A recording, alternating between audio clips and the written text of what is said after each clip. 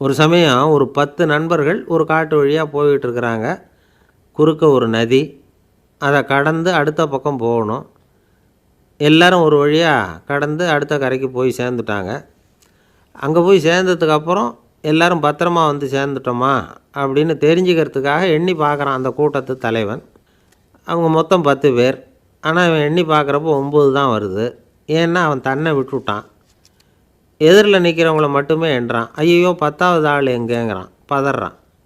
சரி நீ இரு, நான் எண்ணி பார்க்குறேன்னு சொல்லிவிட்டு இன்னொருத்தன் வந்து எண்ணுறான். அவனும் தன்னை விட்டுட்டு எண்ணுறான். 9 தான் வருது.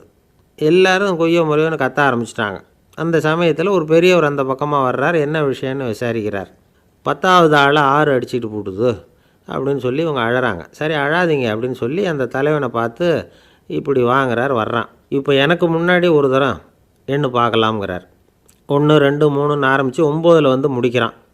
உடனே பெரியவர் நீ தான் அந்த 10வது ஆள் அப்படிங்கிறார். இது உண்மை. நாம் தான் நம்மளை வேறு எங்கேயோ தேடிகிட்டு இருக்கிறோம். நாம் எங்கேயோ தேடிகிட்டு இருக்கிறோமே, அந்த பிரம்மம் நாம் தான். இப்படி ஒரு பெரிய உண்மையை விளக்கிறதுக்காக தான் அப்படி ஒரு கதை சொல்லப்பட்டது. ஆனால் அதை வந்து நாம் வேறு விதமாக வேடிக்கையாக உபயோகப்படுத்திக்கிட்டு இருக்கிறோம். எப்படி தெரியுமா? ஒரு ஆற்றங்கரையில் ஒரு 10 பேர் முழிச்சுக்கிட்டே நின்றுக்கிட்டு இருந்தாங்களாம். அந்த பக்கமாக வந்த ஒருத்தன் ஏன் இப்படி முழிச்சுக்கிட்டு நிற்கிறீங்கன்னு கேட்டிருக்கிறான். எங்களுக்கு நீச்சல் தெரியாது, நாங்கள்லாம் அடுத்த கரைக்கு போய் சேரணும் அப்படின்னு நாங்களாம். சரி நான் கொண்டுட்டு போய் விடுறேன். எல்லாரும் அக்கறைக்கு போய் சேர்ந்த உடனே ஆளுக்கு ₹1 வீதமாக மொத்தம் ₹10 எனக்கு கொடுக்கணும் அப்படின்ட்டுருக்கான் இவன். சரின்னு ஒத்துக்கிட்டாங்க. இவன் ஒவ்வொருத்தராக கையை பிடிச்சி மெதுவாக ஆற்றுல இறக்கி அழைச்சிட்டு போயிட்டான். 9 பேரை கரை சேர்த்துட்டான். 10வது ஆள் பாதி ஆற்றுல போயிட்டு இருக்கிறப்போ திடீர்னு வெள்ளம் வந்துட்டுது. புடி நழுவி போச்சு. கையை விட்டுட்டான். வெள்ளம் அடிச்சிட்டு போட்டுது. அழைச்சிட்டு வந்தவன் நீச்சல் அடித்து தடுமாறி கரைக்கு வந்து சேர்ந்துட்டான். கரையில் இருந்தவங்களுக்கு இந்த விஷயம் தெரியாது. இருந்தாலும் இவன் உடம்பு பூரா நனைஞ்சி கொஞ்சம் அதிகமாக மூச்சு வாங்க நின்றுக்கிட்டு இருந்தானா, ஏன் இப்படி மூச்சு வாங்குது, என்ன விஷயம் அப்படின்னு கேட்டாங்களாம். அதுக்கு இவன் கொஞ்சமாக அலட்டிக்காமல் சொன்னானா, வேறு ஒன்றும் இல்லை, நீங்கள் கொடுக்க வேண்டிய ₹10ல் ₹1 குறைஞ்சி போச்சு அவ்வளவுதான் அப்படின்னானா. அந்த காலத்தில் அண்ணாமலை ரெட்டியார்னு ஒருத்தர் இருந்தார். அவர் வெங்கனூர் அப்படிங்கிற கிராமத்தில் இருந்தார். அங்கேருந்து விருத்தாசலம் கோவிலுக்கு தவறாமல் போயிட்டு வந்துக்கிட்டு இருந்தார். இடையில் வெள்ளாறு. அதில் ஒரு சமயம் வெள்ளம் வந்துட்டுது. இவரால் போக முடியல. அதோட விளைவு வெங்கனூர்லேயே ஒரு கோவில் கட்டணும் அப்படின்னு முடிவு பண்ணார், சிவாலயம். அந்த சமயத்தில் வடநாட்டில் பஞ்சம். அதனால் அங்கே இருந்த பல சிற்பிகள் தென்னாட்டை நோக்கி வர ஆரம்பித்தாங்க. அவங்க வெங்கனூர் வழியாக வர்றது தெரிஞ்சதும் இவர் போய் பார்த்தார். இங்கே ஒரு கோவில் கட்டணும், அதுக்கு நீங்கள் உதவணும்னார். பஞ்ச காலத்தில் இப்படி ஒரு வாய்ப்பு கிடைச்சதில் அவங்களுக்கும் ரொம்ப மகிழ்ச்சி. உற்சாகத்தோடு ஒத்துக்கிட்டாங்க. ஆலய திருப்பணி ஆரம்பமாச்சு. அவங்களுக்கு வேண்டிய எல்லா வசதிகளையும் இவர் செஞ்சு கொடுத்தார். அவங்களுக்கு எந்த குறையும் இல்லாமல் பார்த்துக்கிட்டார். அது மட்டும் இல்லை, ஒவ்வொரு நாளும் அங்கே வருவார். உங்களுக்கு என்ன வேணும், எது வேணும்னு கேட்பார். ஏதாவது குறை இருந்தால் சொல்லுவாங்க, உடனே தீர்த்து வைப்பார். இவரும் கேட்பார், எந்த குறையாக இருந்தாலும் என்கிட்ட சொல்லுங்க அப்படின்னு சொல்லுவார். அதை தவிர இவராகவே கவனித்தும் அவங்களுக்கு என்னென்ன தேவைங்கிறத கண்டுபிடிச்சி அதையெல்லாம் வந்து கொடுத்துக்கிட்டு இருப்பார். என்ன தேவைன்னாலும் அதை நிறைவேற்றி வச்சுருவார். அந்த சிற்பிகளின் தலைவன் ஒருத்தன், அந்த ஆளுக்கு வெத்தலை பாக்கு போடுறது பழக்கம். இதை தெரிஞ்சுக்கிட்டு அதுக்காகவே ஒரு ஆளை வந்து ஏற்பாடு பண்ணார். வேணுங்கிறப்போலாம் நீ வந்து வெத்தலை சீவல் மடித்து கொடுக்க வேண்டியது உன் வேலை அப்படின்னு ஒருத்தனை ஏற்பாடு பண்ணிட்டார். இப்படியெல்லாம் செஞ்சதும் அவங்களுக்கும் ரொம்ப உற்சாகம். ரொம்ப பொறுப்பாக சிற்ப வேலைகளை செஞ்சுக்கிட்டு இருக்கிறாங்க. ஒரு நாள் என்னாச்சு தெரியுமா? அந்த சிற்பிகளின் தலைவன் ரொம்ப நுணுக்கமாக ஒரு வேலையை செஞ்சுக்கிட்டு இருக்கிறான். சாரம் போட்டு அது மேலே படுத்துக்கிட்டு அண்ணாந்து பார்த்து உச்சியில் நுணுக்கமான சிற்பங்களை உருவாக்கிக்கிட்டு இருக்கான். சிற்பியின் கவனம் செதறப்படாதுங்கிறதுனால இவர் மெதுவாக சத்தம் போடாமல் கிட்ட போய் நின்று அதை கவனிச்சிக்கிட்டு இருக்கிறார். அந்த சிற்பி வழக்கம் போல் வெத்தலை பாக்குக்காக இடது கையை கீழே நீட்டினான்.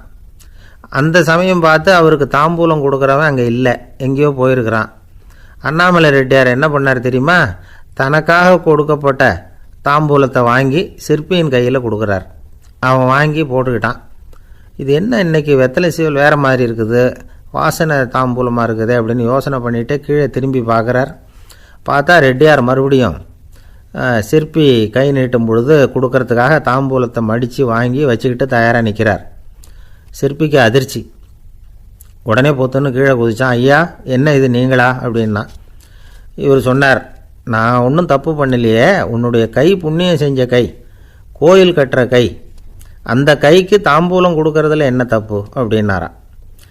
ஏற்கனவே பஞ்சத்தில் அடிபட்டு வந்த எங்களை நீங்கள் ஆதரித்ததே பெரிய விஷயம். இந்த செயல் என்னை ஒரு பெரிய கடனாளி ஆக்கிவிட்டுது.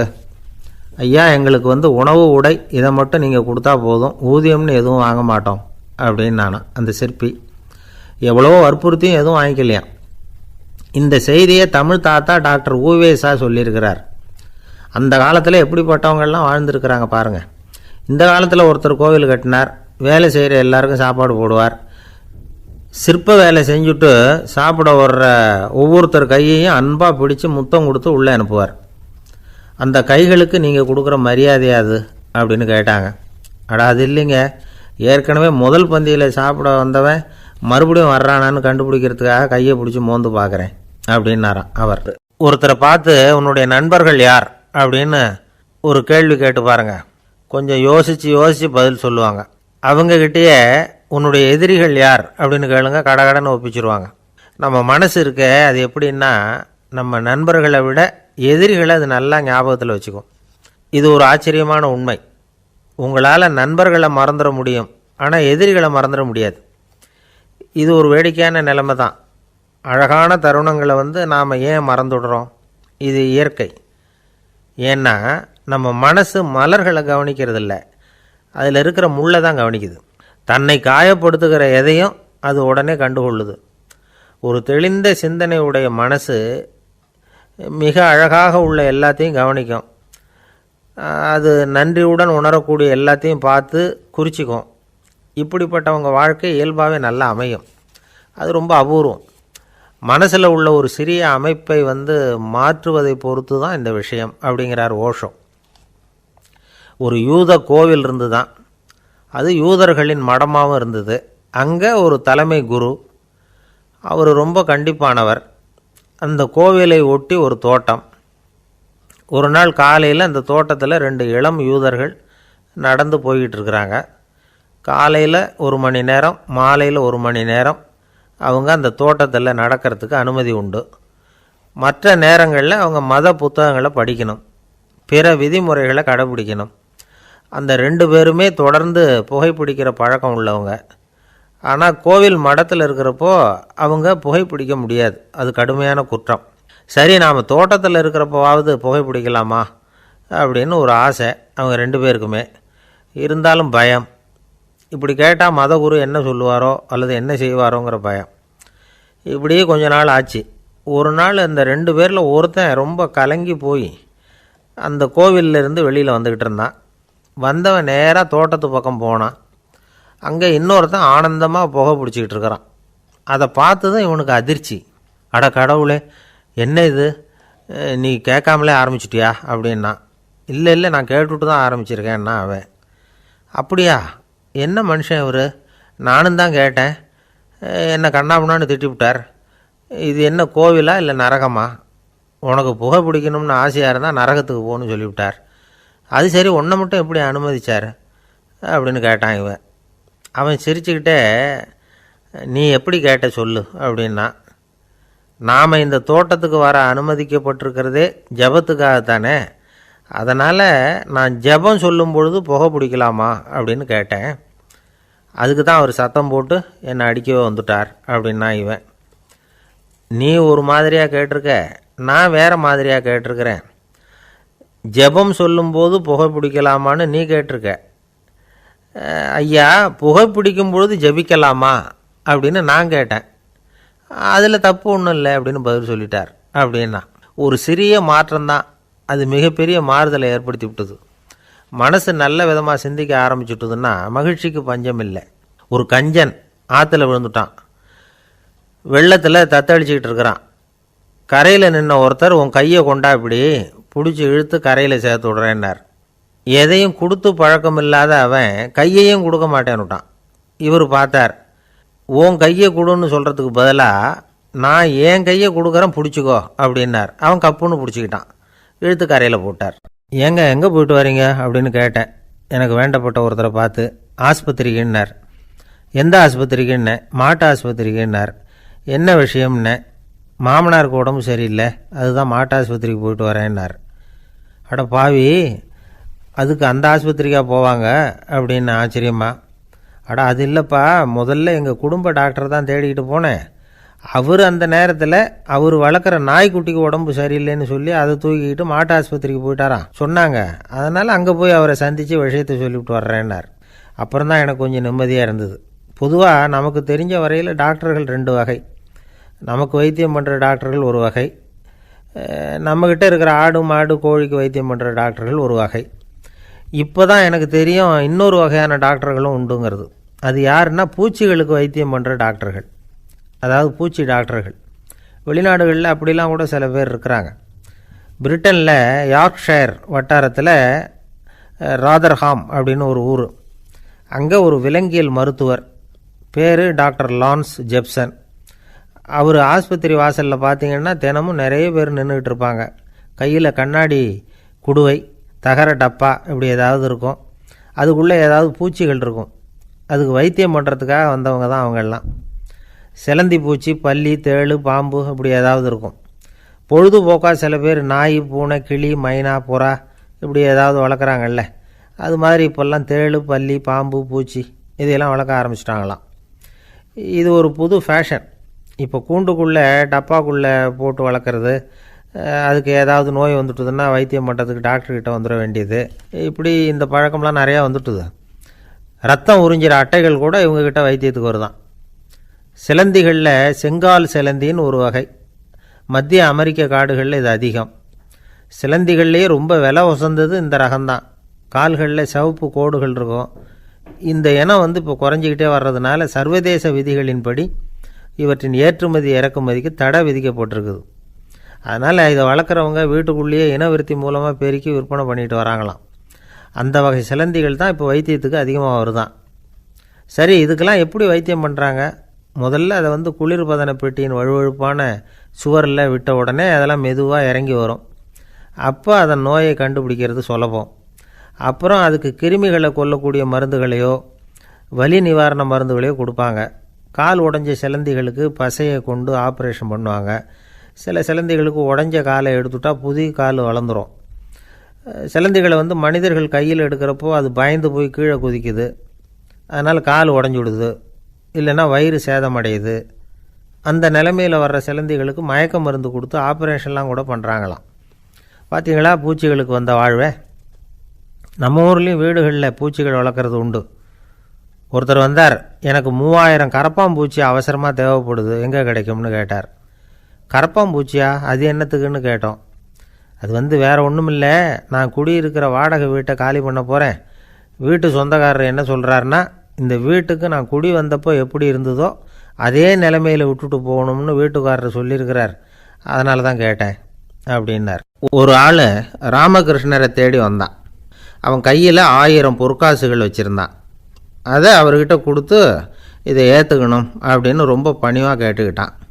அவர் பார்த்தார், இது எனக்கு தேவையில்லை, ஆனாலும் உன்னுடைய மனசை புண்படுத்துறதுக்கு நான் விரும்பலை, அதனால் நீ கொடுக்குறத வாங்கிக்கிறேன்னார். வாங்கிக்கிட்டார். அப்புறம் கேட்டார், இதை பாரு, இனிமேல் இதெல்லாம் என்னுடைய இது தானே அப்படின்னார். ஆமாம், அதையெல்லாம் நான் உங்களுக்கே கொடுத்துட்டேன்னா அவன். சரி, இப்போ நீ எனக்காக ஒரு காரியம் பண்ணணும்னார். என்ன செய்யணும்னு சொல்லுங்கன்னா, இந்த நாணயங்களையெல்லாம் எடுத்துக்கிட்டு போய் கங்கை நதியில் எரிஞ்சுட்டு வா அப்படின்னார். இவனுக்கு அதிர்ச்சியாக போச்சு. என்ன பண்ணுறது, இனிமேல் அது முடியாதுன்னு சொல்ல முடியாது. ஏன்னா அந்த நாணயங்களையெல்லாம் அவருக்கே கொடுத்துட்டான். இனிமேல் அதெல்லாம் இவனுடையது இல்லை.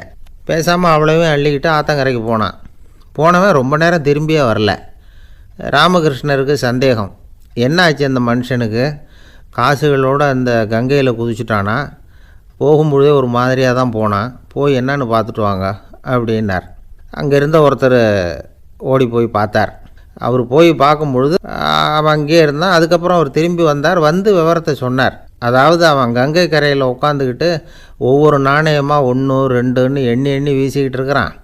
அவனை சுற்றி ஒரு கும்பல் நின்றுக்கிட்டு அவனை தடுத்துக்கிட்டு இருக்குது அப்படின்னு விவரத்தை சொன்னார் போயிட்டு வந்தவர். இதை கேட்டதும் ராமகிருஷ்ணரே புறப்பட்டு அங்கே போனாராம். என்ன இப்படி பண்ணிகிட்ருக்கிற, நான் உன்னை அந்த நாணயங்களை கங்கையில் வீசி எறிய சொன்னேன், நீ ஏன் அதை எண்ணிக்கிட்டு இருக்கிற அப்படின்னார். பழக்கம்தான் காரணம், நான் ஒவ்வொரு நாளும் ஒவ்வொன்றா சேமித்து வச்சேன். இன்றைக்கி என்கிட்ட நிறைய இருக்குது. உங்களுக்கு ஒரு 1000 நாணயங்களை கொடுக்கணுங்கிறது என்னோடய ஆசை அப்படின்னா. இப்போ ராமகிருஷ்ணர் சொன்னார், ஒரே நேரத்தில் எல்லாத்தையும் சம்பாதிச்சிருந்தா நீ எண்ணுறது பொருத்தமாக இருக்கும். எல்லாத்தையும் இழக்கும்போது ஒவ்வொன்றா எண்ணிக்கிட்டு இழக்கிறதுங்கிறது சரியான செயல் இல்லை. அதனால் ஒரே தடவையாக எல்லாத்தையும் தூக்கி எறிஞ்சிடும் அப்படின்னார். இது இழப்பது அப்படிங்கிற ஒரு உயர்ந்த நிலை. இதை நாம் யதார்த்த வாழ்க்கையில் சம்மந்தப்படுத்தி பார்த்து குழப்பிக்கிட்டு இருக்கக்கூடாது. இழக்கிறேன்னு சொல்லிக்கிட்டு இருக்கிற காசையெல்லாம் ஆற்றுலையும் குளத்துலையும் கொண்டு போய் எறிஞ்சிட்டு வாங்க அப்படின்னு உபதேசம் பண்ணுறதாக யாரும் நினச்சிடக்கூடாது. இதில் நாம் புரிஞ்சிக்க வேண்டியது என்னென்னா, எதையாவது ஒன்றை இன்னொருத்தருக்கு கொடுக்கணும் அப்படின்னு விருப்பப்பட்டால் அதை மனப்பூர்வமாக கொடுத்துடணும். கொடுத்துட்டு அதையே நினச்சிக்கிட்டு இருக்கக்கூடாது. நம்மால் ஒருத்தர் ஒரு 100 ரூபா நோட்டை தன்னுடைய நண்பர் ஒருத்தர்கிட்ட கொடுத்து, இது உனக்கு தான் வச்சுக்கோ அப்படின்னார். அவர் பார்த்தார், இது இனிமேல் எனக்கு தானே சொந்தம் அப்படின்னார். ஆமான்னார் அவர். அப்படின்னா எனக்காக நீ ஒரு உதவி செய்யணும்னார். சொல்லுங்கள் செய்கிறேன்னார் அவர்.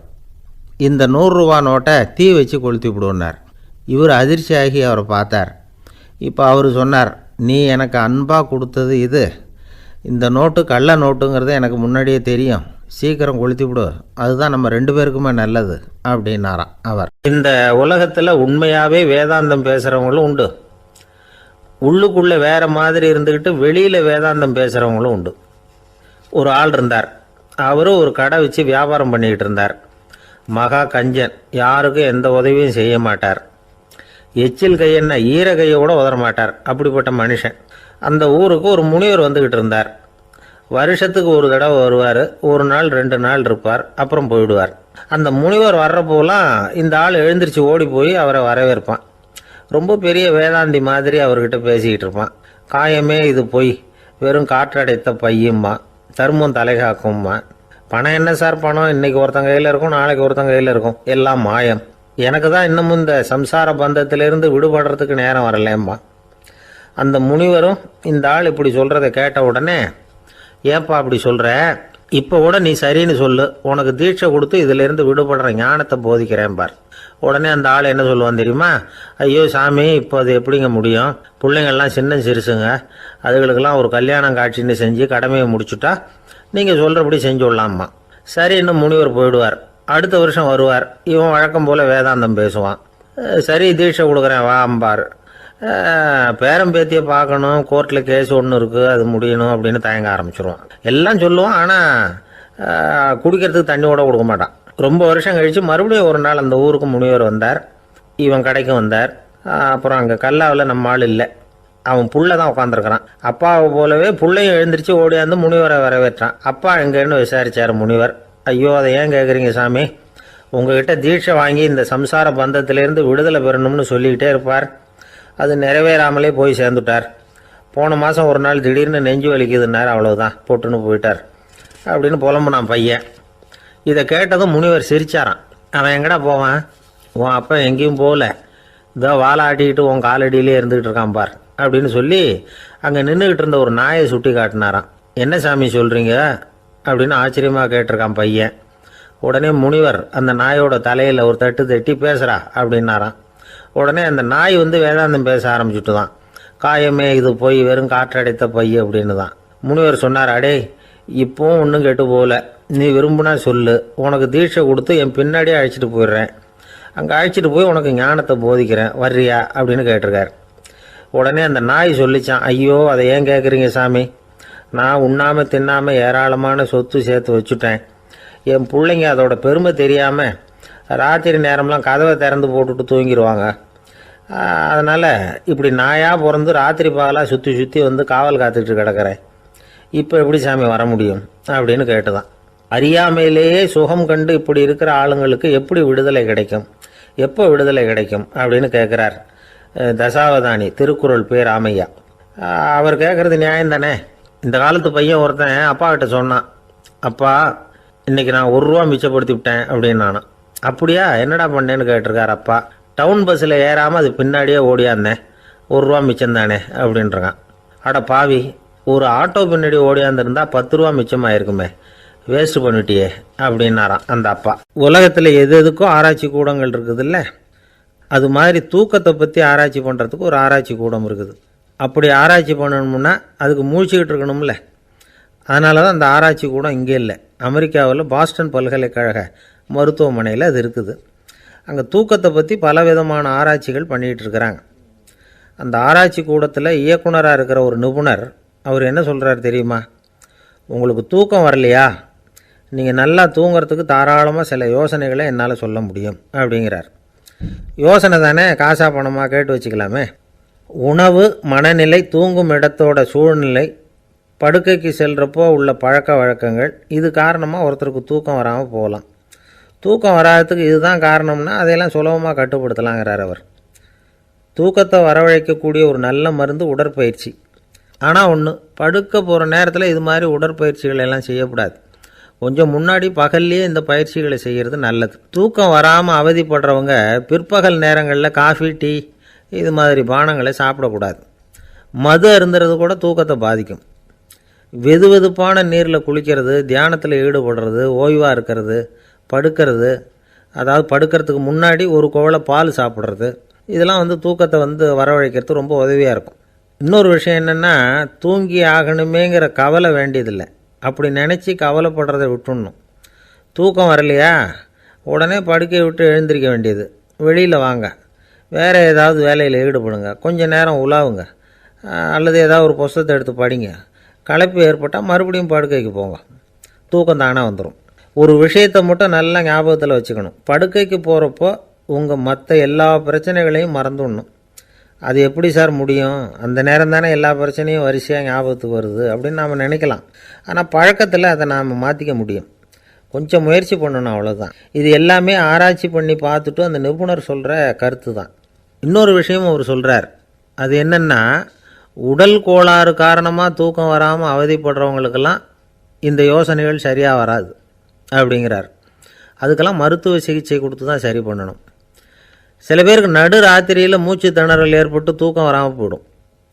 ஊரெல்லாம் தூங்குறப்போ தான் மட்டும் தூங்காமல் மூழ்கிட்டு இருக்கிறது, ஊரெல்லாம் மூழ்கிட்டு இருக்கிறப்போ தான் மட்டும் தூங்குறது, இது மாதிரி கோளாறுகளால் சில பேர் பாதிக்கப்படலாம். கால் தசை முறுக்கிக்கிறதுனால சில பேருக்கு அடிக்கடி விழிப்பு வரலாம். மன அழற்சி காரணமாக சில பேருக்கு தூக்கம் வராது. இது மாதிரி கோளாறுகளுக்கெல்லாம் அதுக்கு தகுந்த மாதிரி சிகிச்சை கொடுத்து தான் சரி பண்ண வேண்டியிருக்கும். எந்த கோளாறும் இல்லாமல் தூக்கம் வரலைன்னா ஆரம்பத்தில் சொன்ன முறைகளை கடைப்பிடிச்சி பார்க்கலாம். தூக்கம் வந்ததுன்னா யோசனை சொன்ன அந்த நிபுணருக்கு நன்றி சொல்லலாம். ஒருத்தர், ஏன் சார் பஸ்ஸில் தூங்குறது கெட்ட பழக்கமானு கேட்டார். இல்லையே, நான் கூட பஸ்ஸில் போகிறப்ப தூங்கிட்டு தானே போவேன் அப்படின்னார் இன்னொருத்தர். அப்புறம் ஏன் என்ன டிரைவர் வேலை வேணாம்னு வீட்டுக்கு அனுப்பி வச்சுட்டாங்க அப்படின்னாராம். அவர், என்னுடைய நூல் வெளியீட்டு விழாவுக்கு அவசியம் நீங்கள் வரணும் அப்படின்னு கூப்பிட்டார் ஒருத்தர். எப்போ வரணும்னு கேட்டேன். அடுத்த வாரம்னார். சரி, புத்தகம் தயாராகிட்டுதா அப்படின்னேன். நாளைக்கு தான் அச்சிக்க கொடுக்க போகிறேன்னார். என்னங்க இது, புத்தகம் அச்சிடுறதுக்கு முன்னாடியே அழைப்புதழை அச்சடிச்சு விட்டீங்களே அப்படின்னு கேட்டேன். அதனால் என்னங்க, அந்த காலம் மாதிரி அப்போல்லாம் அச்சுக்கலை எவ்வளவோ முன்னேறியாச்சுங்க. Linotype, monotype, phototype, laser, இப்படி என்னென்னமோ வந்தாச்சு. இன்றைக்கி கொடுத்தா நாளைக்கே புத்தகம் தயார் அப்படின்னார். இப்படி இந்த அளவுக்கு முன்னேறி இருக்கிற இந்த அச்சுக்கலை ஆரம்பத்தில் எப்படி இருந்தது தெரியுமா? அந்த காலத்தில் காகிதம்னா என்னென்னே தெரியாது. அப்படி ஒன்று கண்டுபிடிக்கப்படவே இல்லை. அப்போல்லாம் எதையாவது ஒன்று எழுதணும்னா அதுக்கு ஆட்டு தோலை தான் பயன்படுத்தி இருக்கிறாங்க. கண்ணுக்குட்டி தோல் கூட அதுக்கு உபயோகப்பட்டு தான். ஐரோப்பாவில் இருந்த பாதிரியார்கள் தோலில் எழுதப்பட்ட புத்தகத்தை தயாரிக்கிறதுல ரொம்ப கெட்டிக்காரங்களாம். எகிப்து, அப்புறம் மத்திய தரைக்கடல் ஓரத்தில் உள்ள நாடுகள், இங்கே எல்லாம் தோல் தான் எழுதுபொருளாக பயன்பட்டு வந்திருக்குது. ஆனால் நம்ம நாட்டில் ஓலைச்சுவடிகளை எழுத்துக்கு பயன்படுத்தியிருக்கிறாங்க. எழுதுறதுக்கு தோலை பயன்படுத்தினவங்க பிறகு பேப்பரைஸ் அப்படிங்கிற கோரை புல்லை அதுக்கு பயன்படுத்தினாங்களாம். இதெல்லாம் அப்படி கொஞ்சம் கொஞ்சமாக கண்டுபிடிச்சிட்டு வந்திருக்கிறாங்க. அந்த புல்லை கச்சிதமாக நறுக்க வேண்டியது, நல்லா பதப்படுத்த வேண்டியது, அதுக்கப்புறம் அதில் எழுத வேண்டியது, அவ்வளவுதான். பேப்பருங்கிற சொல்லே இந்த பேப்பைரஸ் அப்படிங்கிறதுலேருந்து வந்தது தான். அதுக்கப்புறம் தான் காகிதம் வந்தது. இதை முதல்ல சீன நாட்டில் தான் கண்டுபிடிச்சாங்க. அது வந்த பிறகு அச்சு எந்திரம் கண்டுபிடிக்க வேண்டிய அவசியம் ஏற்பட்டது. அதை கண்டுபிடிச்சவர் ஜெர்மானிய அறிவியல் அறிஞர் ஜான் கூட்டன்பர்க். அச்சுக்கலைக்கு அடித்தளம் அமைச்சவர் அவர் தான். ஜெர்மனியில் மெயின்ஸ் அப்படிங்கிற ஊரில் 1399 பிறந்தார். அவரோட மாமன் ஒருத்தர் உலோக வேலையில் வல்லவர். அவர்கிட்ட அந்த வேலையை கற்றுக்கிட்டார். அதோட வைர கற்களை வந்து பட்டை தீட்டுறதுலேயும் ரொம்ப தேர்ச்சி பெற்றிருந்தார். இளம் வயசுலேயே சும்மா இருக்க மாட்டாராம். எதை செஞ்சாலும் அதை திறமையாக செய்வாராம். அவர் தான் முதல்ல மர அச்சு எழுத்துக்களை உருவாக்கினார். அது மேலே மை தடவி பிரதிகள் எடுத்தார். அதுக்கப்புறம் உலோக எழுத்துக்கள், முதல்ல காரியம், அப்புறம் இரும்பு, அப்புறம் கலப்பு உலோகம், பிறகு அச்சடிக்கிறதுக்கு எந்திரம் ஒன்றையும் உருவாக்கினார். முதல்ல பைபிள் அச்சடித்தார். 1468 அவர் இறந்து போனார். 16ஆம் நூற்றாண்டில் மேலை நாடுகளிலிருந்து மர எழுத்துக்களை கொண்டுக்கிட்டு வந்து தமிழ்நாட்டில் கிறிஸ்தவ நூல்களை அச்சிட்டாங்க. அப்போல்லாம் வந்து அச்சகங்கள் வந்து போதிய அளவுக்கு இங்கே இல்லை. அதுக்கு என்ன காரணம்னா, இந்தியர்கள் வந்து அச்சகங்களை நடத்தக்கூடாது அப்படின்னு சட்டம். 1835 வரைக்கும் அந்த சட்டம் வந்து நடைமுறையில் இருந்தது. இந்த நிலைமையில் அங்கேயும் இங்கேயுமா 1-2 அச்சகங்கள் ஆரம்பமாச்சு. 1713 தரங்கம்பாடியில் லூத்தரன் மிஷன் அச்சகம், அதே ஆண்டில் சென்னையில் எஸ்பிசிகே அச்சகம். இது ரெண்டும் தான் இந்தியாவில் முதல்ல தொடங்கப்பட்ட அச்சகங்கள். ஆட்டுத்தோல்லையும் ஓலைச்சுவடியிலையும் எழுதப்பட்ட எழுத்துக்கள் இன்றைக்கி எங்கேயோ போயிடுது. ஆனால் நம்ம ஊரில் எழுத்தாளர்கள் நிலைமை தான் ஒன்றும் சொல்லிக்கிறது மாதிரி இல்லை. நம்ம ஆள் ஒருத்தர் சொன்னார், சார், நான் சொந்தத்தில் ஒரு அச்சாபீஸ் வச்சுருந்தேன், இப்போவும் வச்சுருக்கிறேன். அதனால் என்னுடைய படைப்புகளை புத்தகமாக வெளியிடுறதில் எனக்கு ஒன்றும் கஷ்டம் இல்லை. வருஷத்துக்கு ஒரு புத்தகம் எழுதி வெளியிட்டுருவேன். 15 வருஷமாக இலக்கிய உலகத்துக்கு இப்படி சேவை செஞ்சுக்கிட்டு வர்றேன். ஆனால் இந்த வருஷம்தான் வாசகர்கள் வந்து எனக்கு பாராட்டு விழா நடத்தியிருக்கிறாங்க அப்படின்னார்.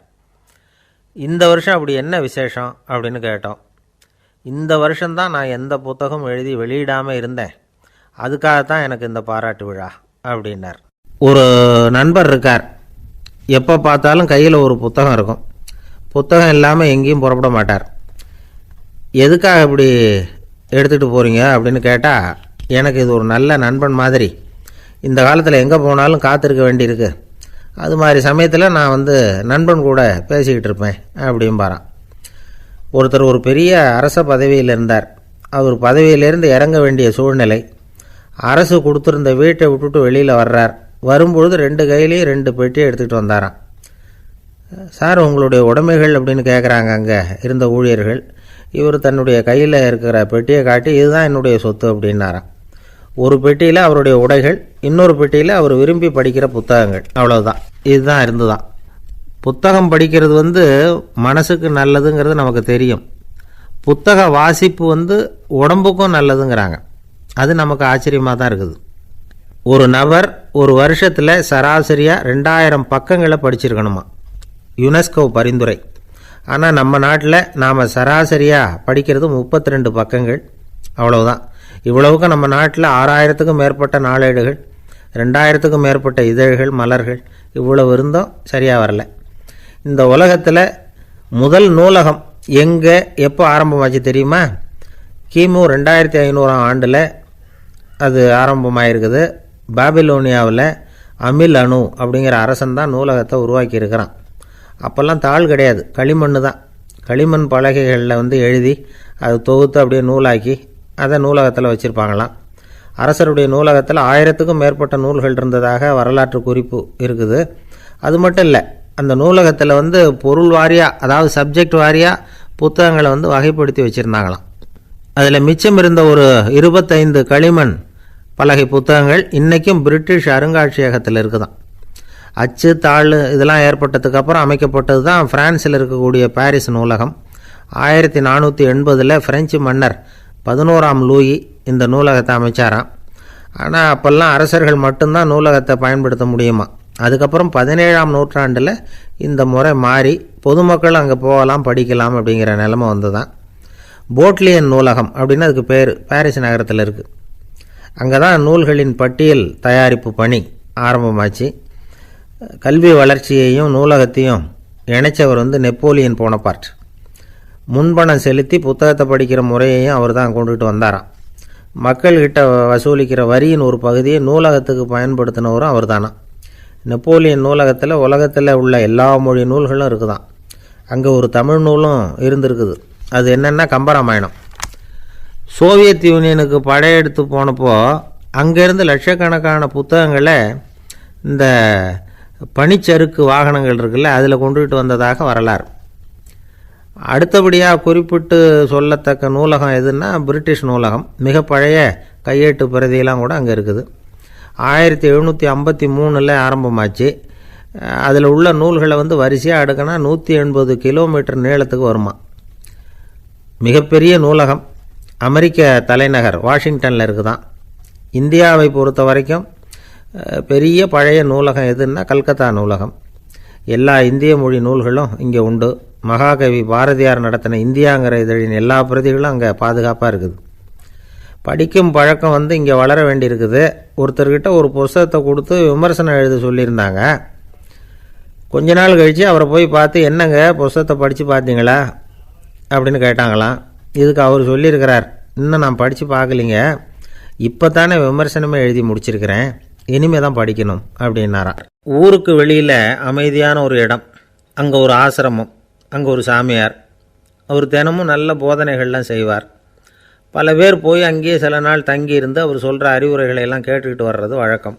ஒரு தடவை அவரை பார்த்துட்டு போகிறதுக்காக 3 வெளியூர் தம்பதிகள் வந்தாங்களாம். அந்த மடத்திலேயே சாப்பிட்டுக்கிட்டு தங்கி இருந்து அவங்களுடைய போதனைகளை கேட்டுக்கிட்டு போகணுங்கிறது அவங்க நோக்கம். காலையில் குளிச்சுட்டு பூஜையில் உட்காந்தார் அந்த சுவாமி. இவங்களும் குளிச்சுட்டு அந்த பூஜையை பார்க்குறதுக்காக அவர் முன்னாடி உட்காந்தாங்க. பூஜை ஆரம்பமாச்சு. சம்பிரதாயப்படி அது ரொம்ப நேரம் நடந்துக்கிட்டே இருக்குது. இவங்களுக்கு நல்ல பசி இருந்தாலும் இந்த நேரத்தில் அதை எப்படி வெளியில் காட்டிக்கிறது? பேசாமல் இருந்தாங்க. அந்த சுவாமி பூஜையை முடித்தார். அதுக்கப்புறம் பேச ஆரம்பித்தார். பேச்சு அருமையாக தான் இருந்தது, அமிர்தமாக தான் இருந்தது. இருந்தாலும் இவங்களுக்கு இருக்கிற வயிற்று பசி அது சரியாக கவனிக்க விடலை. அந்த சுவாமியே இதை கவனித்ததாக தெரியல. இவங்களுக்கு மனசுக்குள்ளே ஒரு எண்ணம், உள்ளே சாப்பாடு தயாராகிட்டு இருக்கும் போல இருக்குது, இந்த பேச்சு முடிஞ்சது நம்மளை உள்ளே அழைச்சிட்டு போய் சாப்பாடு போடுவாங்கன்னு நினைக்கிறோம் அப்படின்னு இவங்களாம் நினச்சிக்கிட்டாங்க. ஆனால் சுவாமி இதை பற்றி எதுவுமே பேசலை, கண்டுக்கலை. ஒரு அம்மாவால் அதுக்கு மேலே சும்மா இருக்க முடியுமா? முடியல. சாப்பாட்டை கவனிக்கலாமா அப்படின்னு சொல்லி மெதுவாக ஆரம்பித்தாங்க. கவனிக்கலாமே அப்படின்னு உள்ளே அழைச்சிட்டு போனார் சுவாமி. இவங்க ரொம்ப அவசரமாக எழுந்திரிச்சு உள்ளே ஓடினாங்க. அங்கே ஒரு மேஜை மேலே ஒரு கிண்ணம் மூடி இருந்தது. இதுதான் சாப்பாட்டு மேஜை போல இருக்குது, இங்கே சாப்பாடு வந்துடும் அப்படின்னு நினச்சாங்க. உடனே போய் சுற்றி உட்காந்துக்கிட்டாங்க. சுவாமி அந்த கிண்ணத்தை எடுத்து அந்த அம்மா கிட்ட கொடுத்தார். அவங்க அதை வாங்கி மூடியை திறந்து பார்க்குறாங்க. உள்ளே ஒரு சாவி இருக்குது. சரிதான், இது சமையலறை சாவி போல் இருக்குது, அங்கே போய் அதை திறந்து சாப்பாட்டை நாமே எடுத்துக்கிட்டு இங்கே வச்சுக்கிட்டு சாப்பிட்ணும் போல இருக்குது அப்படின்னு நினச்சாங்க. சாவி இருக்கு இல்லையா, வாங்க பூட்டு நிறையா காட்டுறேன் அப்படின்னு சுவாமி அவங்கள அழைச்சிட்டு போனார், காட்டினார். இவங்க அந்த அறையை ரொம்ப ஆவலோடு திறந்தாங்க. உள்ளே பார்த்தா அங்கே அரிசி, பருப்பு, விதவிதமான காய்கறி எல்லாம் இருக்குது. சமையலுக்கு வேண்டிய மிளகாய், எண்ணெய், பால், தயிர், நெய் இப்படி எல்லாமே இருக்குது. அடுப்பு, விறகு, நெருப்பு போட்டி அது கூட அங்கே இருக்குது. சாப்பாடு தயாராக இருக்கும்னு நினச்சிக்கிட்டு போனால் இப்படி இருக்குதே அப்படின்னு சொல்லி அதை பார்த்ததும் ரொம்ப சோர்ந்து போட்டாங்க அவங்க. சுவாமி, என்ன இது சாப்பாடு இல்லையா அப்படின்னாங்க. அதுதான் சாப்பாட்டுக்கு வேண்டிய எல்லாம் இங்கே இருக்குதே, அடுப்பு மூட்டி நீங்கள் தான் அவங்கவுங்க ருசிக்கு தகுந்த மாதிரி சமைச்சிக்கணும், இந்த சன்னியாசிக்கு எப்படி சமைக்க தெரியும் அப்படின்னு கேட்டார் சுவாமி. சாப்பாடு தயாராக இருக்கும்னு நாங்கள் எதிர்பார்த்தோம் அப்படின்னாங்க. நீங்கள் இப்படி சொல்லுவீங்கன்னு நானும் எதிர்பார்த்தேன். இது வரைக்கும் நான் எவ்வளவோ தத்துவம்லாம் எடுத்து சொன்னேன். எல்லாத்தையும் விட இதுதான் அனுபவபூர்வமான தத்துவம். ஆண்டவன் நமக்கு நல்ல மனசை கொடுத்துருக்குறான், நல்ல வாய்ப்புகளையும் தந்திருக்கிறான், அதையெல்லாம் பயன்படுத்திக்கக்கூடிய மூளையையும் சிந்தனையையும் கொடுத்துருக்குறான். அதனால் அடுப்பை தான் நீங்கள் மூட்டணும், அடுப்பை நீங்கள் தான் மூட்டணும், உங்களுக்கு உகந்ததை நீங்கள் தான் சமைச்சு ருசித்து அனுபவிக்கணும். ஆண்டவனே அதை செஞ்சிகிட்டு இருக்க மாட்டான் அப்படின்னாராம் அந்த சுவாமி. நம்முடைய வாழ்க்கையில் பல நல்ல பலன்களை பெறுறதுக்கு நாம் தான் முயற்சி பண்ணணும். அதுக்குரிய சூழ்நிலையை தான் ஆண்டவன் கொடுப்பானே தவிர அதை விளக்கிறதுக்காக தான் அந்த சுவாமி அப்படி செஞ்சு காட்டியிருக்கிறார். இது ஒரு பெரியவர் இப்படி ஒரு விளக்கம் கொடுத்தார். அதுக்கப்புறம் அந்த 3 தம்பதிகளும் தெளிவடைஞ்சுட்டாங்களாம். நாம் தெளிவடைகிறது எப்போங்கிறது தான் தெரியல அப்படின்னு பல பேர் இதை கேட்டுட்டு சொல்லிகிட்டு இருக்கிறாங்க. இந்த கதையை நம்முடைய நண்பர் ஒருத்தர்கிட்ட சொன்னேன். அந்த நண்பர் ரொம்ப சந்தோஷப்பட்டார். நீங்கள் சொல்கிறது கரெக்டு சார், ஆனால் நான் அதை விட ஒரு படி மேலே சார், எனக்கெல்லாம் அரிசி பருப்பு இருக்கிற ரூம் எதுன்னு கையை காட்டிட்டா போதும், உடனே கிண்ணத்துலேருந்து சாவியை எடுத்து கொடுக்கணுங்கிற அவசியம்லாம் இல்லை எனக்கு. அப்புறம் எப்படி ரூமை திறந்துருவீங்க அப்படின்னு கேட்டேன். பூட்டை உடச்சி திறந்துருவேன், அதுதான் எனக்கு பழக்கம் அப்படிங்கிறார்.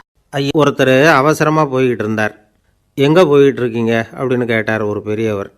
கடைக்கு போகிறேன் சார், சாமான் வாங்கிறதுக்கு அப்படின்னார். அங்கே போகிறதுக்கு முன்னாடி தெரிஞ்சிக்க வேண்டியதெல்லாம் தெரிஞ்சுக்கிட்டீங்களா அப்படின்னு கேட்டார் பெரியவர். கடைக்கு போய் காசை கொடுத்து ஒரு பொருளை வாங்கிட்டு வரப்போகிறோம், இதில் தெரிஞ்சிக்க வேண்டியது என்ன இருக்குது அப்படின்னார் அலட்சியமாக. இப்போ அந்த பெரியவர் பேச ஆரம்பித்தார். இந்த உலகத்தில் எந்த ஒரு செயலில் இறங்குறப்பவும் நாம் நல்லா ஆலோசனை பண்ண வேண்டிய விஷயம் 5 அப்படின்னார்.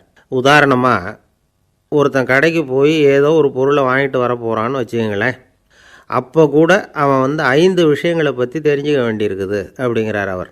முதல்ல அந்த பொருள் எப்படிப்பட்டது அப்படிங்கிறத தெரிஞ்சுக்கணும்.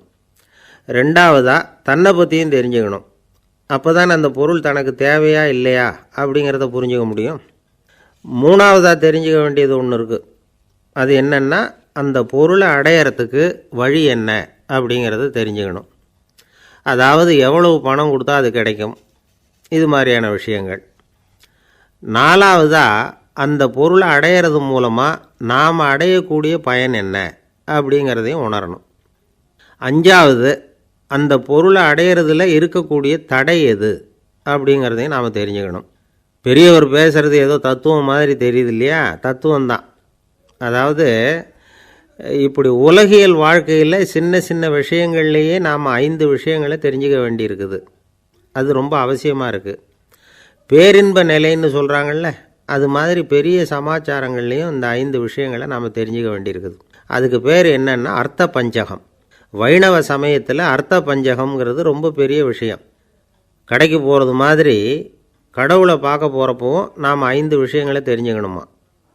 முதல்ல பரம்பொருள் அப்படிங்கிறது என்ன, அதோட தன்மைகள் என்ன, இதை தெரிஞ்சுக்கணும். இதுக்கு பேர் என்னென்னா பரமாத்ம ஸ்வரூபம் அப்படின்னு பேர். ரெண்டாவது, நாம் யார், நம்மோட தன்மை என்ன அப்படிங்கிறத தெரிஞ்சுக்கணும். நான் யாருன்னு எனக்கே தெரியலங்கிறப்போ இதை நான் சொல்கிறேன்னு இது என்னுடையதுன்னு சொல்கிறது தப்பு தானே. அப்புறம் மூணாவது விஷயம், பரம்பொருளை நாம் அடையிறதுக்கு வழி எது, இதை தெரிஞ்சுக்கணும். இது உபாய ஸ்வரூபம் அப்படின்னு பேர். நாலாவது விஷயம், நாம் அடைய வேண்டிய பயன்கள் என்ன அப்படிங்கிறத தெரிஞ்சுக்கிறது. இதுக்கு புருஷார்த்தம் அப்படின்னு பேர். அஞ்சாவது, அந்த பயனை அடைய விடாமல் தடுக்கிற தடைகள் யாவை அப்படிங்கிறத தெரிஞ்சுக்கிறது. இது விரோதி ஸ்வரூபம். இதைத்தான் தடையியல் அப்படின்னு சொல்கிறாங்க. அதாவது பரமாத்மாவை பற்றிய அறிவு, ஜீவாத்மாவை பற்றிய அறிவு, உபாயம் பற்றிய அறிவு, புருஷார்த்தம் பற்றிய அறிவு, இந்த 4 அறிவுக்கும் எதிரடையாக, அதாவது அதையெல்லாம் தப்பாக புரிஞ்சுக்கிறதால உண்டாகக்கூடிய அறிவு விரோதி ஸ்வரூபம். என்ன இது தகவலில் ஏதாவது கதை சொல்லுவீங்கன்னு பார்த்தா ஏதோ தத்துவம் பேசிக்கிட்டு இருக்கிறீங்களே அப்படின்னு நினைக்கலாம். இதுவும் தெரிஞ்சிக்க வேண்டிய ஒரு பெரிய விஷயந்தான். காதில் போட்டு வச்சா எப்போவாவது உபயோகப்படும்.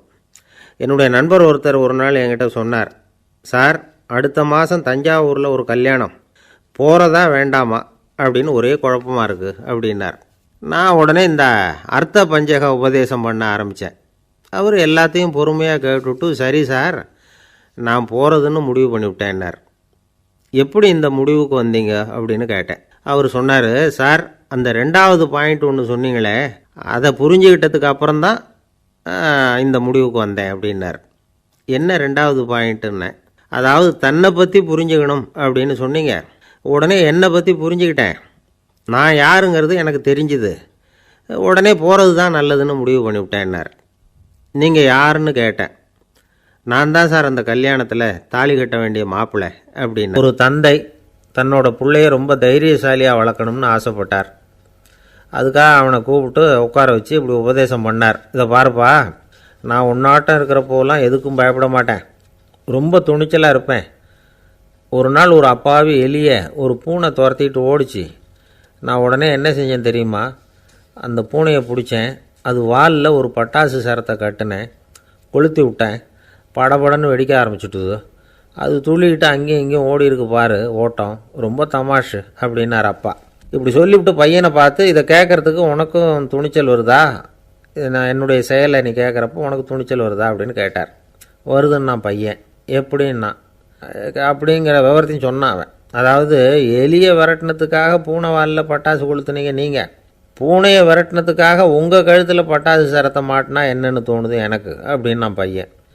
பையனோட துணிச்சல் அப்பாவே நடுங்க வச்சுட்டுது. அது சரி, ஒரு அப்பா பிள்ளைக்கு இப்படியா உபதேசம் பண்ணுறது? எல்லாருக்கிட்டையும் அன்பாக பழகிறது எப்படி அப்படின்னு சொல்லி கொடுக்கணும். பிஞ்சு உள்ளங்களில் நஞ்சை தூவலாமா? ஒரு நாள் விநாயகர் ஒரு பூனையோடு விளையாடிக்கிட்டு இருந்தாராம். அப்படி ஆசையாக விளையாடிக்கிட்டு இருந்தப்போ அவரோட கை நகம் தவறுதெல்லாம் பூனையோட முகத்தில் பட்டுவிட்டு தான். அது ஒரு சின்ன கீறலை உண்டாகி விட்டுது. அப்போ அவர் அதை ஒரு பெருசாக நினைக்கல. கொஞ்ச நேரத்துக்கு அப்புறம் விநாயகர் வீட்டுக்கு வந்தார். அவங்க அம்மா பார்வதி தேவியை பார்த்தார். பார்வதி தேவி கன்னத்தில் விரலால் கீறினது மாதிரி ஒரு அடையாளம் இருந்தது. விநாயகருக்கு அதிர்ச்சி, ஆச்சரியம். நம்ம அம்மா இந்த உலகத்துக்கே தாயார், அப்பேற்பட்ட அவங்க முகத்திலேயே கீறலை உண்டாக்கக்கூடியவங்க யாராக இருக்க முடியும் அப்படின்னு யோசனை பண்ணார். தாயே, உன்னுடைய கன்னத்தில் இந்த வடு எப்படிம்மா ஏற்பட்டதுன்னு கேட்டார். குழந்தாய், இது நீ செஞ்ச காரியம்தான்ப்பா. உன்னுடைய கை நகம் கீறினதுனால ஏற்பட்ட வடு தான் இது அப்படின்னாங்க அவங்க. விநாயகர் திடுக்கிட்டு போட்டார். எப்படிம்மா அது? நான் எந்த காலத்துலேயும் ஒன்று அப்படி கீறினதாக எனக்கு நினைவு இல்லையே அப்படின்னார். இன்றைக்கி காலையில் ஒரு பூனையை கீறினதை நீ மறந்துட்டியா அப்படின்னாங்க அந்த அம்மா. விநாயகர் திகைச்சு போய் நின்னார். பார்வதி தேவி சொன்னாங்க, இதை பார்ப்பா, இந்த உலகத்தில் இருக்கக்கூடிய எல்லா உயிர்கள்லேயும் நான் இருக்கிறேன். நான் தான் இந்த உலகமாக ஆகியிருக்கிறேன். ஆகையினால நீ யாரை துன்புறுத்தினாலும் அது உண்மையிலேயே என்ன துன்புறுத்தினதாக தான் வந்து முடியும் அப்படின்னாங்க. விநாயகர் மனசுக்குள்ளே ஒரு வெளிச்சம் ஏற்பட்டு தான். அதுக்கப்புறம் அவர் யாரையுமே கல்யாணம் பண்ணிக்காததுக்கு அதுதான் காரணமாக. இந்த உலகத்தில் எல்லாரையும், இங்கே இருக்கிற எல்லாத்தையும் தாயின் வடிவமாக அவர் பார்க்க ஆரம்பிச்சிட்டாராம். குருதேவர் ராமகிருஷ்ணர் இந்த கதையை எடுத்து சொல்லியிருக்கிறார். நபிகள் நாயகம் ஒரு தடவை ஒரு நாற்காலியில் உட்காந்து என்னமோ யோசனை பண்ணிகிட்டு இருந்திருக்கிறார். அப்போ அவரோட உடையில் ஒரு கீழ்ப்பகுதி தரையில் படிஞ்சு கிடந்திருக்குது. அங்கே விளையாடிக்கிட்டு இருந்த ஒரு பூனை அது மேலே வந்து படுத்து தூங்கி போச்சு. தொழுகை செய்ய வேண்டிய நேரம் வந்துட்டது. நபிகள் நாயகம் எழுந்திருக்க பார்த்தார். அப்போ தான் பூனை தன்னோட உடை மேலே படுத்து தூங்கிட்டு இருக்கிறது கண்ணில் படுது. பூனையோட தூக்கத்தை கலைக்க விரும்பல அவர். தன்னுடைய சகோதரியை கூப்பிட்டார். ஒரு கத்திரிக்கோள் எடுத்துகிட்டு வர சொன்னார். பூனை படுத்திருந்த உடைப்பகுதி மட்டும் இருக்குல்ல, அதை மட்டும் அதோட கத்திரிச்சு விட்டுட்டு அதுக்கப்புறம் அவர் எழுந்திரிச்சு தொழுகைக்கு போனாராம். அதாவது பிற உயிர்கள்கிட்ட எப்படி அன்பு காட்டணுங்கிறத பெரியவங்க எவ்வளவோ விதத்தில் நமக்கு எடுத்து காட்டியிருக்கிறாங்க. இருந்தாலும் எத்தனை பேர் மனசில் அதெல்லாம் உரைச்சிருக்குது. நாமளும் நம்ம ட்ரெஸ்ஸு மேலே ஒரு பூனை படுத்திருந்தா ஒரு கத்திரிக்கோலை தான் தேடுவோம், எடுத்துகிட்டு வர சொல்லுவோம். துணியை வெட்டுறதுக்கு பதிலாக இல்லை அதோட வாழை வெட்டினா என்ன அப்படின்னு தோணும். ஒரு ஆள் ரொம்ப பிரியமாக ஒரு பூனையை ஆற்றுல குளிப்பாட்டிக்கிட்டு இருந்தானா. எப்படி? அந்த பூனையை ஆற்று தண்ணியில் அமுக்கி அமுக்கி குளிப்பாட்டிக்கிட்டு இருக்கிறான். அந்த வழியாக போன பெரியவர் ஒருத்தர் இதை பார்த்தார். இதை பார்ப்பா, பூனையை அது மாதிரி ஆற்று தண்ணியில் அமுக்கி குளிப்பாட்டாத, மூச்சு திணறி செத்து போடும் அப்படின்னு அட்வைஸ் பண்ணார். நீ போய் அவன் வேலையை பார்த்துக்கிட்டு, எனக்கு எல்லாம் தெரியும்னு ஆயிவேன். சரின்னு அவர் போயிட்டார். கொஞ்ச நேரம் கழித்து அவரே அந்த வழியாக திரும்பி வந்துக்கிட்டு இருந்தார். ஆற்றுல பூனையை குளிப்பாட்டிக்கிட்டு இருந்தவன் அழுதுகிட்டு உட்காந்துருக்கிறான். பக்கத்தில் அந்த பூனை செத்து கிடக்குது. இதை பார்த்தார் பெரியவர்.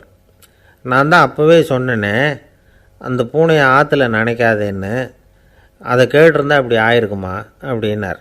அந்த ஆள் கோபமாக இவரை முறைச்சி பார்த்தான். அட போய்யா, இந்த பூனை ஆற்றுல குளித்ததுனால ஒன்றும் செத்து போகல, குளித்ததுக்கப்புறம் அதோட உடம்பு ஈரமாக இருக்குதுன்னு அதை புழிஞ்சேன், அதனால தான் இப்படி ஆயிட்டுது அப்படின்னு நானா.